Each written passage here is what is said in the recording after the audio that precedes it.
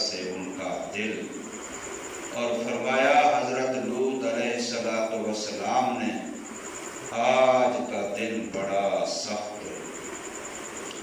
سورہ ہود کی آیت نمبر 77 آپ حضرات کے سامنے پڑھی اور ترجمہ کیا ہے۔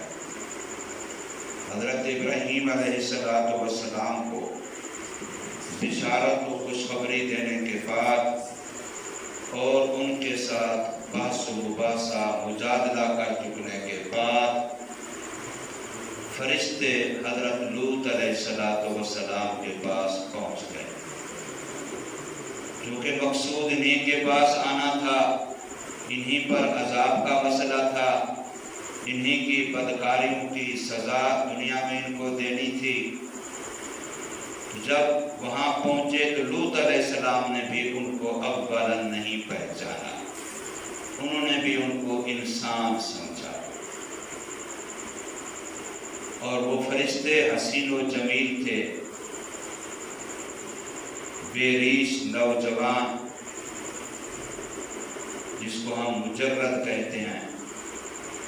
ابھی داڑھی جیسے نہ آئی ہو، نوجوان بچہ ابھرتی جوانی والا، اس عمر میں اس شکل میں فرشتے حضرت لوط علیہ السلام کے پاس پہنچے۔ جو ہی لوط علیہ السلام نے ان کو دیکھا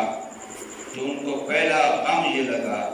کہ اب اپنی قوم کی شرارت سے ان کی حفاظت کیسے کروں گا، کیونکہ میری قوم تو بدکار ہے، میری قوم تو حد سے تجاوز کرنے والی ہے، تو اب میں ان کی حفاظت اس بدکار قوم سے، ان کے اوباشوں سے، ان کے حد سے تجاوز کرنے والے لوگوں سے ان کی حفاظت کیسے کروں گا۔ پہلے تو اس وجہ سے ان کو غم ہوا، اور پھر کہ اگر قوم نے مہمانوں کی بے اکرامی کی، بے ادبی کی، تو یہ مہمان کی بے اکرامی اصل میں میزبان کی ہوتی ہے۔ تو میزبان مہمان کا اکرام، اس کا آرام، اس کی عزت، اس کا اعزاز اپنے ذمہ لازم سمجھتا ہے۔ رسول اللہ صلی اللہ علیہ وسلم کی حدیث پاک ہے، من کان لہ ضیف فلیکرمہ، جس بندے کا جو کوئی مہمان ہو تو لازم ہے کہ اس کا اکرام کرے، جتنا اس سے ممکن ہو، جتنا بن پڑتا ہو، اتنا اس کی عزت، احترام، آرام کا خیال کرے۔ کتنا مشہور واقعہ ہے کہ رسول اللہ صلی اللہ علیہ وسلم نے جب ایک صحابی کے ذمے اپنا مہمان لگایا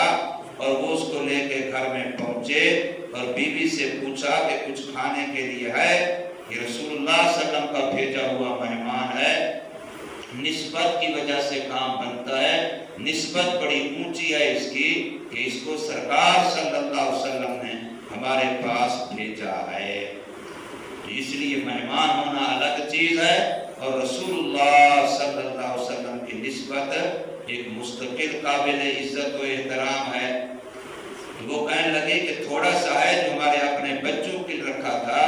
تو اب بچوں نے تو کھانا ہی کھانا ہے، تو پھر مہمان کا ہمارا کیسے بنے گا؟ تو میزبان نے، مرد نے کہا کہ بچوں کو کسی بہانے سے پہلا پھسلا کر سلا دو اور مہمان کے سامنے کھانا رکھو، ہم بھی ساتھ بیٹھ جائیں گے، لیکن بتی صحیح کرنے کے بہانے سے جا کے چراغ کو بجھا دینا۔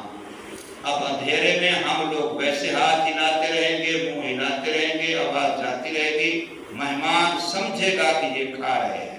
لیکن ہم بھی دونوں نہیں کھائیں گے، مہمان ہمارا پیٹ بھر کے کھائے۔ اب اس سے بڑھ کے قربانی اور کیا کہ اپنے معصوم بچے ماں باپ پیٹ کاٹ کر کے جن کو کھلاتے ہیں ان کو بھی بھوکا سلایا اور خود بھی بھوکے رہے، کس وجہ سے؟ مہمان کی وجہ سے۔ تو مہمان کا یہ مقام بنایا دین نے، شریعت نے، اسلام نے۔ تو حضرت لوط علیہ السلام، حضرت ابراہیم علیہ السلام، یہ گھرانہ ہی بڑا مہمان نواز تھا۔ ویسے ہر نبی سخی ہوتا ہے اور یہ تو گھرانہ ہی بڑا مشہور ہے مہمان نوازی کے لحاظ سے۔ تو حضرت لوط علیہ السلام کو یہ فکر لگی کہ اب ان کی بے اکرامی ہو تو میری بے اکرامی ہوگی، تو اس وجہ سے ان کا دل تنگ ہوا، اندر اندر میں اپنے دل میں گھٹن محسوس کی، اپنے دل میں تنگی محسوس کی کہ اب اس سے بچاؤ کا چارہ کار کیا ہو۔ اگلی آیت میں آ رہا ہے کہ ادھر لوگوں کو پتا چلا کہ ایسے ایسی شکل و صورت کے حسین و جمیل، جنت کے شہزادے، پھول جنت کے خوبصورت، مجرد، بے ریش، وہ تو مہمان بنے ہیں، آئے ہیں حضرت لوط علیہ السلام کے پاس۔ تو اگلی آیت میں آ رہا ہے وَجَاءَهُ قَوْمُهُ يَهْرَعُونَ،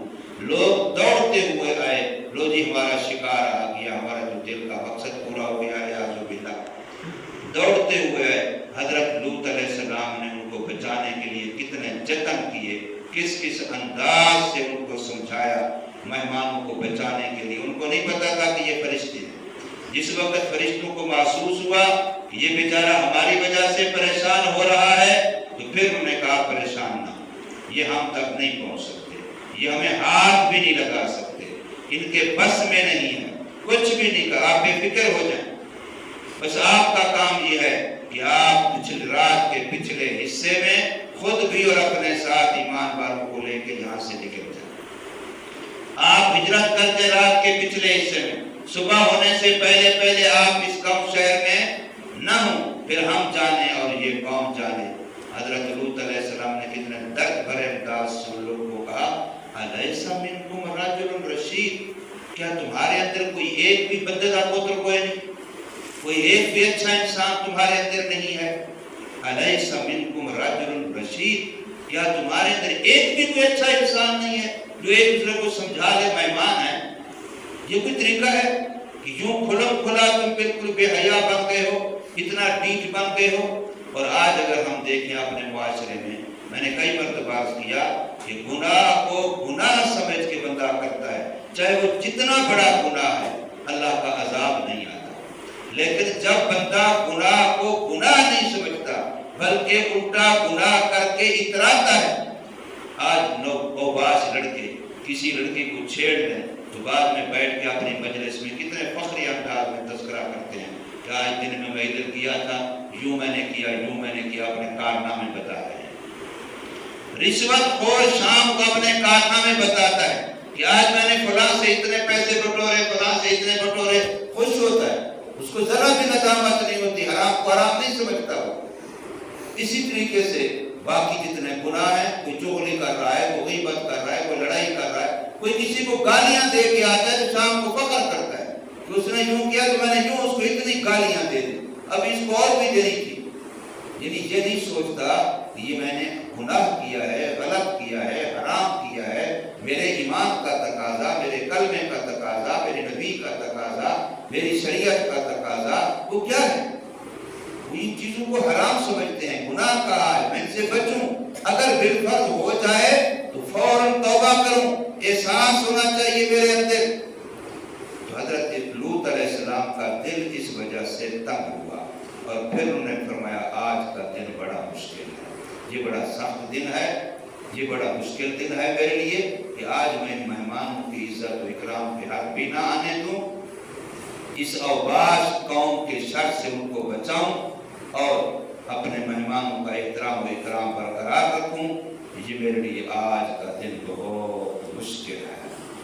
اس کا پتہ چلا کہ مہمان کے اعزاز و اکرام میں بندے کو اپنی توانائیاں خرچ کر دینی چاہیے۔